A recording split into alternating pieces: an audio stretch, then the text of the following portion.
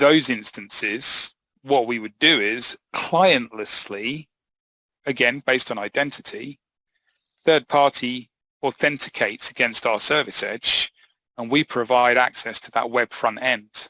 And they're basically presented with that site as if they're connected to it via VPN or whatever else, but they're just on the 443 over TCP. They're not connected to the network. It's just them to there. They don't need to install any software their side. Really straightforward. This isn't every single application presentation, because there'll be instances where you need to have compute in there. There's an agent, for example. Believe it or not, some people still use the SAP agent for access to certain things instead of the web front end. It's like a thick client they need. It's ridiculous, but in those instances, you're probably still going to be looking at something like VDI or installing the client connector on that third-party machine.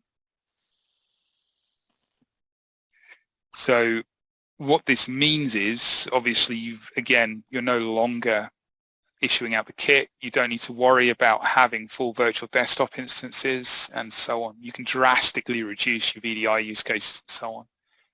So you remove those jump boxes effectively to the rest of your estate. What we can then do is also we can execute that in our cloud using cloud browser isolation, and we can just render an HTML stream back to the user. So they feel like they're on the site. It's the same user experience from their point of view, uses the native browser, but it means that they are completely isolated from it. You can prevent upload, download, print, all those sorts of controls. Where does the app connector live? The app connector lives as close to the applications they're going to connect to as possible. So potentially on a server? Yeah, virtualized. Okay. So you could install it on a physical server if you wanted to. I've heard rumor of it being installed onto Raspberry Pi-esque sort of deployments. Yeah. So that they've got something that's really small form factor that they can just stick to the back. But you do need certain, I think it's 4 gig, 2 core, so on and so forth. So, but it's just allowing you the ability to have something somewhere that then you can, the only use case really for doing that is where you can't virtualize. And that cloud browser isolation can also be used for your internal users to go out to the internet. So that use case tends to be more around the people with keys to the kingdom, your IT guys, with the admin credentials, or finance, or heavily fished individuals like C-level executives. You would just take all their traffic and just put it all through browser isolation with a couple of exceptions. And what you're doing there is, by not allowing download, is you're blocking dry-power downloads and a majority of malware. To be clear, it won't protect you from stupid. If people decide to put credentials into something, then that's still a risk. But it will protect you from those traditional sort of drive-by malware approaches and so on. I have seen somebody set this up based on safe links. I'm not convinced that's a good idea, but they basically added safe links in as a custom URL category. So any email that comes in through their exchange, when somebody clicks on the link, it opens in browser isolation. But some of those they probably are going to want to download from, so I think it's going to cause them more problems in the long run.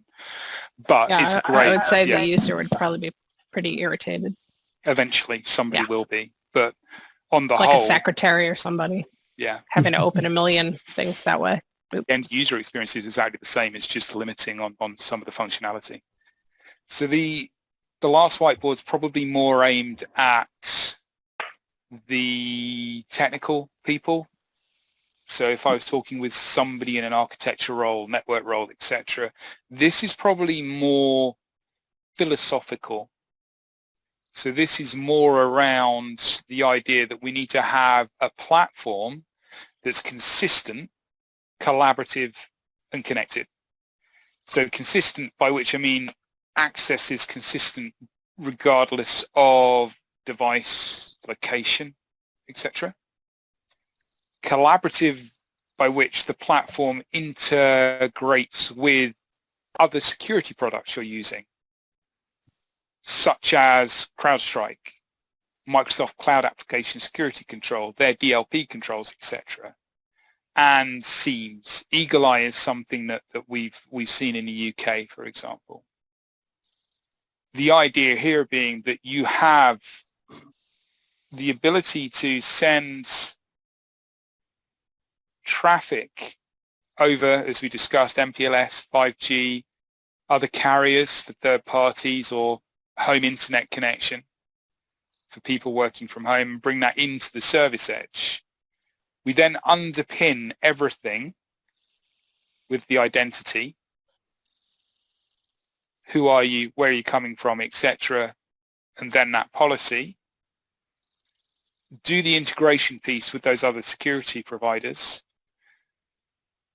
Single vendor for everything is not necessarily the best way forwards. There is a school of thought that thinks defense in depth. So, for example, leveraging our sandboxing capabilities alongside CrowdStrike's sandboxing capabilities, our DLP capabilities alongside the Microsoft DLP capabilities and cloud application discovery capabilities, etc., gives you a wider net. And then the ability to feed that into SIEM and SOAR solutions for automated response, for alerting and identification, that's just key. Everything you put in from a platform point of view should be able to do this and to play well with others in the sandpit, as it were. When we talk about that connections out to the internet, as we said earlier, single scan, multi-action, dedicated cores, SSL at scale. This tends not to be a features whiteboard. This tends to be more of a capabilities whiteboard.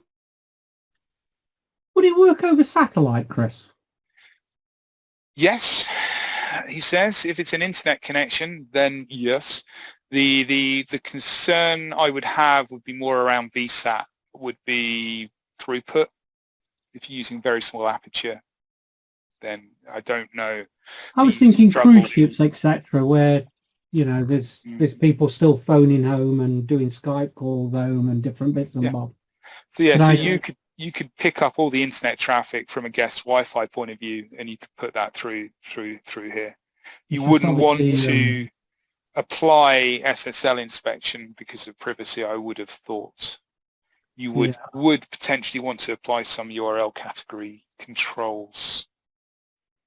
But I was just thinking when I think it was Cunard, wasn't it? Lost all the credit cards, etc., through somebody managing to hijack a phone call or an email in through the ship's satellite system, and that's where their sort of server got breached.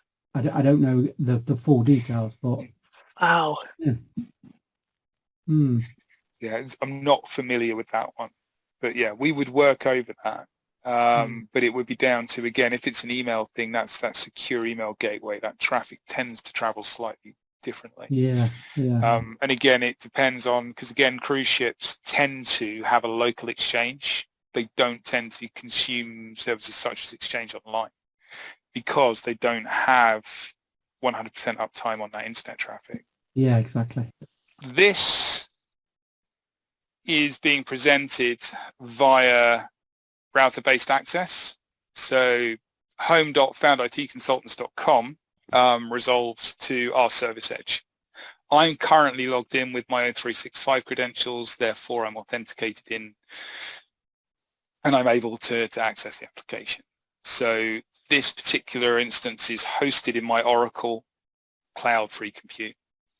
And I'm not running the Zscaler app at the moment. If I were, you would see the VPN sign in the top right-hand corner, as you do with iOS devices when they're running on those sorts of things. So if I put in home ISO, this is the same site via browser isolation. So this is the HTML screen from the cloud.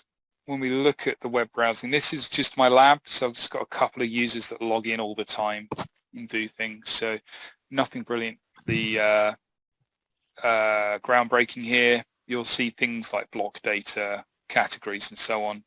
Configuration here is around ATP, sandbox.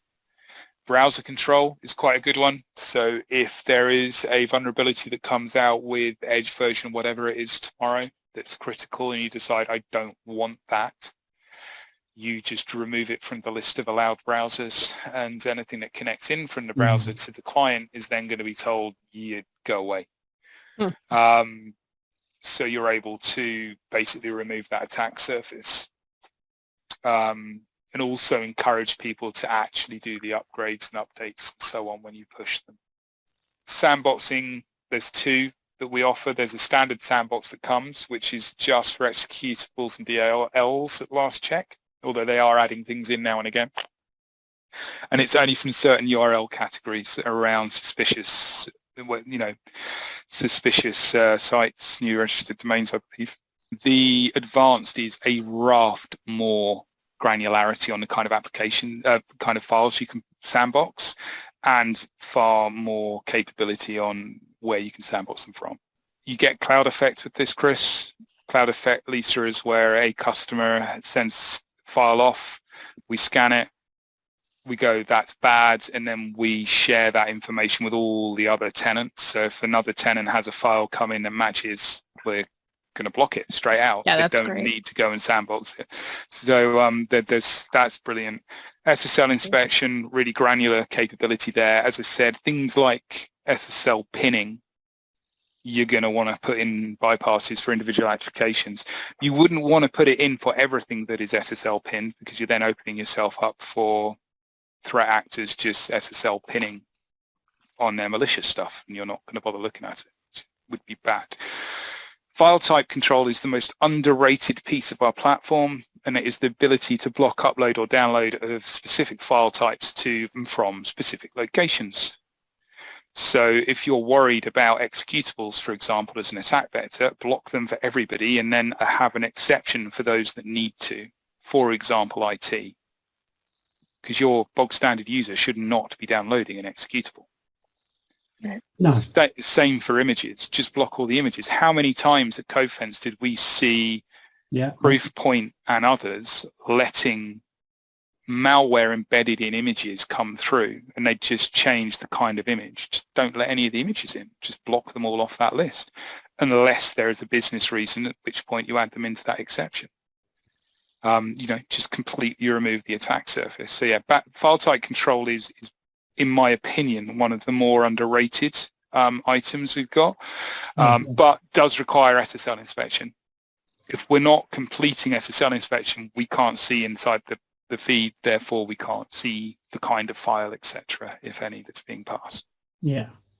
Posture control and API control, what we're able to do with that is we can actually integrate to individual SaaS tenants such as Teams, OneDrive, 365, SharePoint, Exchange Online, and we can apply specific DLP policy to those. So we can, as well as looking at traffic going through our cloud, we're also able to look for traffic for files within your static data stores as well, which is quite useful.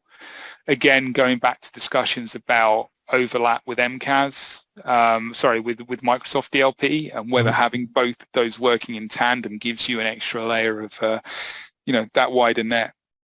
We're not just about Microsoft though, so we also will look at Google Drive, Box, SharePoint, and so on. So we've got quite a comprehensive list of items that we can look into.